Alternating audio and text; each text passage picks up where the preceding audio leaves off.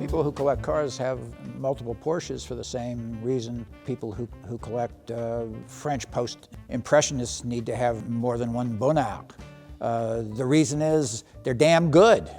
You know, they carved out a space for themselves through, the virtues of their automobiles that make them consequential in the sequence of important automobiles from the time, from the beginning of the automobile in 1886 to the present day. It would be hard to do a post-World War II collection that didn't have a Porsche in it. The thing that makes Porsche's a good platform for motorsport is Porsche just engineer the hell out of their stuff. They make cars that you can't kill with a stick. And that's the first rule of anything, is to finish first. First you must finish, and Porsches will go the distance.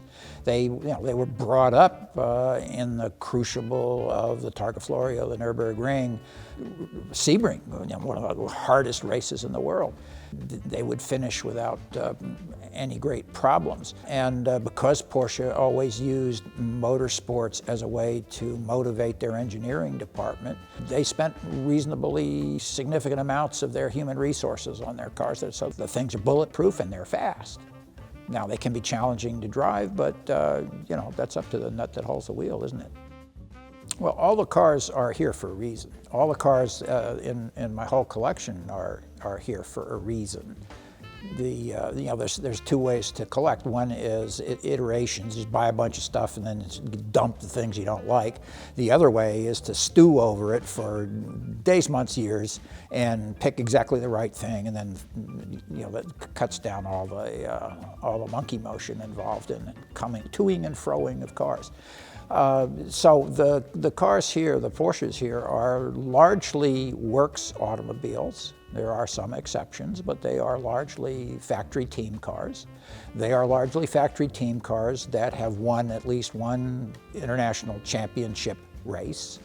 And they are extremely original. They were not resurrected from, as I like to say, a spark plug and a tire valve cap.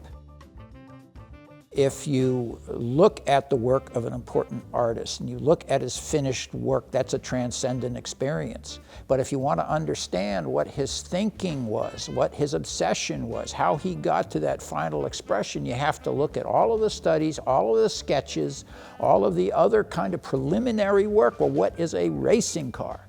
A racing car is the preliminary work that ultimately gets presented to the public as a road car.